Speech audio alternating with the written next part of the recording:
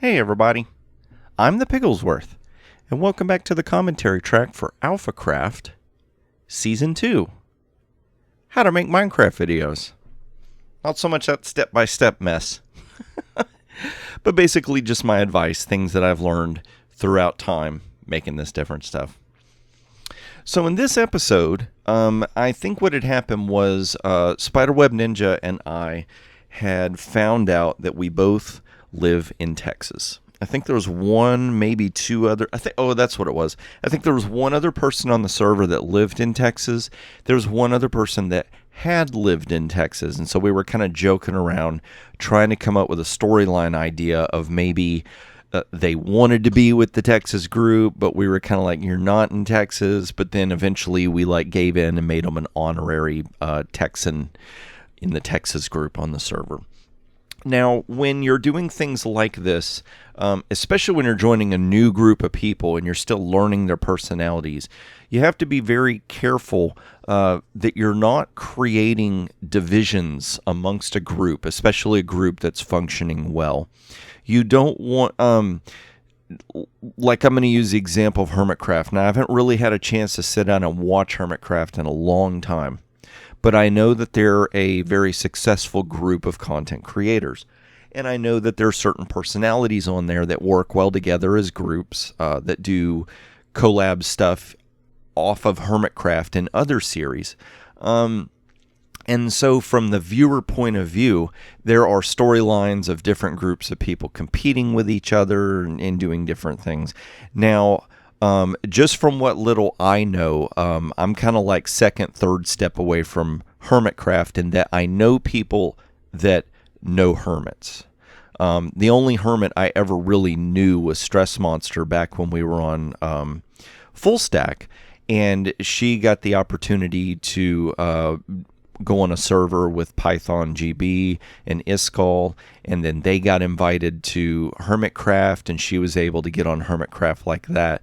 So I had a little bit of time spent with her. I think myself and Phineas Rage had a chance to do an MHC series. It only ended up being like 3 episodes long. It was fun to do. I think to this day people still actually go find it and watch it. And she was a really nice individual. But she got on Hermitcraft right about the time I had to take a 5-month break from YouTube to do house remodeling and stuff. And so just over time, I kind of lost touch with her. I know that anytime that your channel starts moving up in the ranks like that, basically being exposed to more viewers and having more viewership, it can be very difficult to have. You only got 24 hours in a day. And as new opportunities present themselves, you're going to take advantage of those new opportunities. So maybe smaller channels that you were friends with, it's not necessarily that you throw them aside. It's just from a business standpoint or a trying to make a successful growing channel standpoint. Sometimes smaller channels, you've only got so many hours in the day to dedicate to different projects you're doing. Those smaller channels, you just can't give that much attention to anymore. There's a few small channels that I do interact with. There's a lot of them that I don't, that I used to. A lot of the people on Full Stack, I'm still in their Full Stack Discord. Every once in a blue moon I converse with them, or we might talk on Twitter. There's actually a really cool meetup we try to do once a year in Dallas, and a few people from Full Stack go there. Golf House is one of them, and Golf House and myself to this day, I consider him a good friend. I don't get a chance to interact and talk with him very much anymore. But the great thing is that whenever you see these people again, they're always happy for whatever level of success that you've created. And, there's no hard feelings usually if you do it right. If you respect people and don't ignore them, you just, you do what you got to do. And most people, especially adult level, when it's teenage stuff, sometimes you get drama going on. Or maybe a young adult. Could be an older adult that's still struggling, learning a little bit about life. But generally speaking, people are happy to see you succeed. They're sad to see you go. That's the way it goes. And I'm drawing this huge blank, not knowing where I was going with that. Oh my gosh, sometimes I do that. But okay. I now remember because we're starting out talking about the Texas area. So coming onto a new server, I was trying to figure out. I've got this new group of people to interact with. I'm just starting to learn personalities, and Spiderweb Ninja. She found out I was in Texas, and so that gave us a common point of interest other than Minecraft, and so we did. Very quickly kind of hit it off and decided, it'd be cool if we did some kind of a Texas themed something. Now, unfortunately, as the, spoiler alert, as the series progresses, really kind of wander away from that whole Texas themed thing. And one of the reasons was two of the members that we were going to involve, one of them eventually drops off. And he does some Alphacraft stuff and becomes really successful with that, and so decides he has to drop Alphacraft to go do Alphacraft because that's what people are really watching on his channel. And like I said, when you only have certain hours in the day, because everybody's got 24, you got to make it work. Let's say you've only got 2 hours a week or a day, whatever it may be, that you can dedicate to making videos. You've got one video you're making that's getting 10, 15,000 views, and you've got another one that's getting 500. Well, which one you going to work on? You're going to work on that one that's drawing in those viewers because for whatever reason, that's resonating with people. They're interested. They're loving it. If you're full-time, you can probably keep going with both. But if you're doing it as a hobby or just a part-time thing, you got something that's got 5, 6, 700% more interest than something else you're doing, you're going to put the work into that. And so that's what he ended up doing, was moving off and doing that. And then we had another person that was on the server, and I can't quite remember what happened. I think they had some real life stuff going on, and it took them away, and when they came back, they just never quite got their steam back going. And so we kept putting off storyline beats, hoping these people would be able to come back so that we could keep this Texas story going. And it just never really worked out. Her and I both intend to, before Alphacraft Season 2 is over with, we would really like to maybe at least do one episode, like a Texas extravaganza, where we just ham it up, so to speak, because I'm a pig. Got our 10-gallon hats on and talking all Texas accent, and yeehaw and all that kind of stuff, and just, lightly poking fun at all the different stereotypes of what a Texan would be, but also at the same time just having fun with it, celebrating the idea that here's this common thing we have together. So basically in this episode, what we had decided was, okay, let's go ahead and establish this Texas idea. And I don't even remember how she did it. She is so good at taking the wool and picking an area where a map would go and creating a pixel art out of that object. And so she came up with this Texas map idea, but we needed a ton of wool. So I'm like, okay, I tell you what I can do. I'm still, trying to get a bunch of materials together for my base. The area that we're going to put the map in is a forested area. I'm going to go over there and I'm going to chop all the trees down. I'll clear out the trees if I can keep the spruce wood. I think we ended up sharing it half and half, or she needed a bunch of leaves, something like that. So kind of worked out a deal. And then I had this simple little sheep farm design that I had kind of come up with. I think it was a hybrid idea of something I came up with inspired by some other farms I'd seen people do. So I told her, hey, I've got this really simple automated sheep farm design. I can go build that over there real quick if you'll supply some redstone components. Because like I said, we're looking at episode 5. I'm still kind of getting some of my materials together.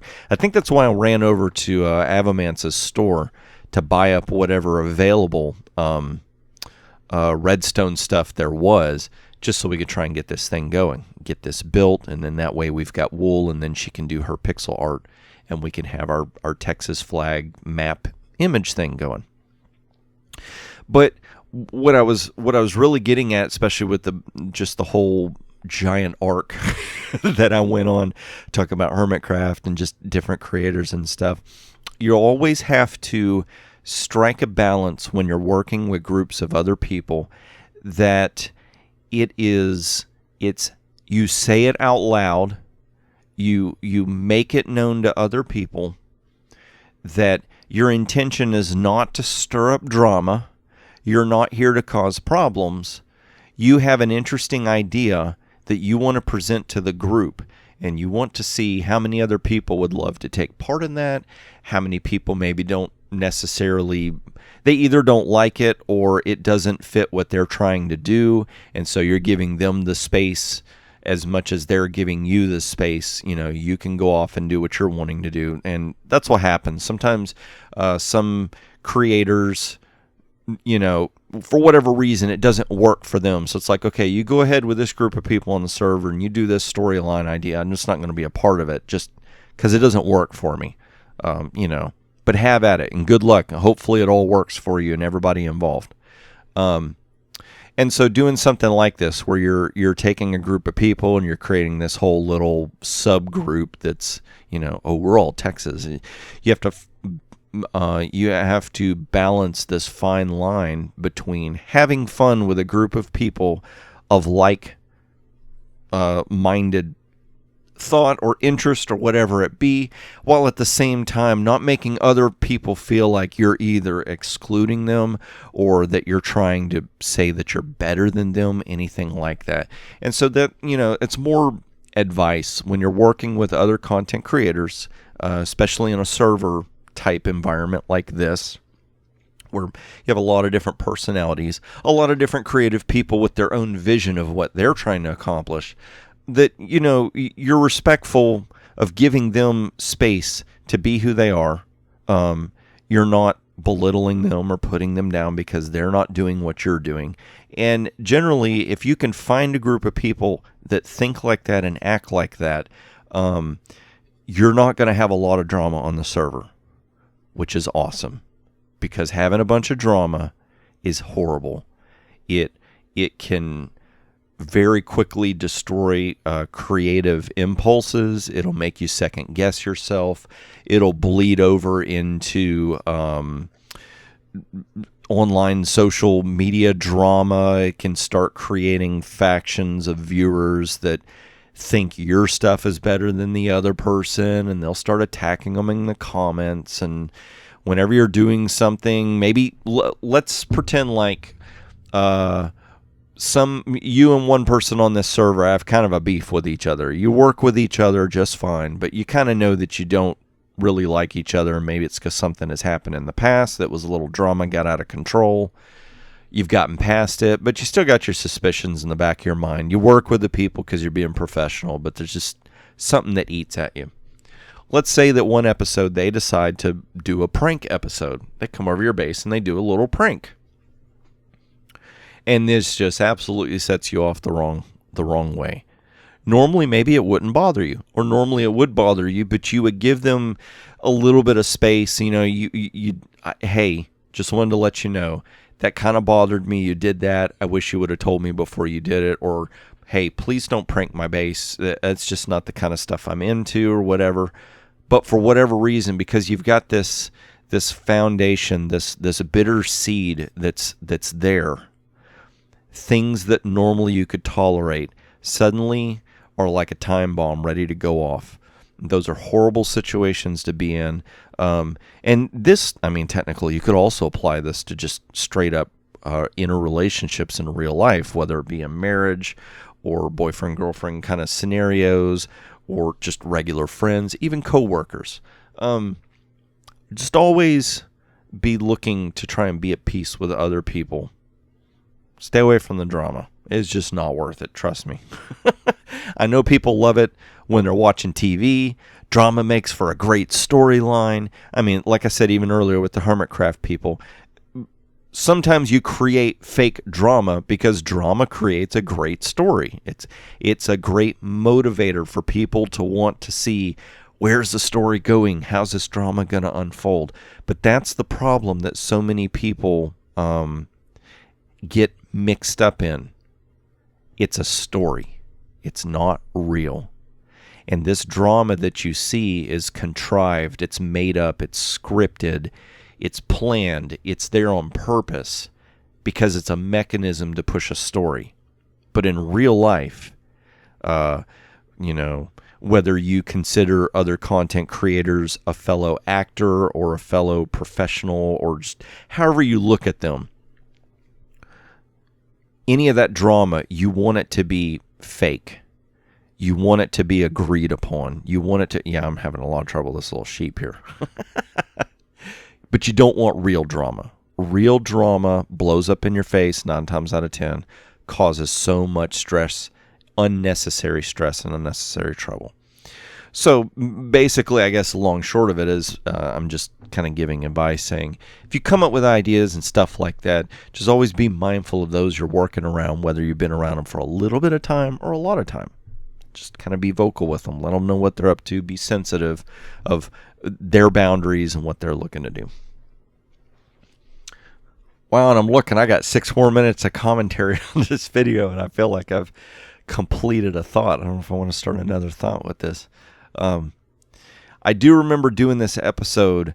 You see me kind of messing up and fooling with things a little bit, and so sometimes what happens is I've got this idea I want to accomplish. I've got a due date when I plan for this episode coming out. And so in a sense of panic, it's like, okay, I don't quite have time to work out the details. We're just going to hit record and see if we can make it work. And so sometimes in recording, what you had hoped to accomplish, when you start doing it on camera, it doesn't work, or it doesn't work the way you expected it to.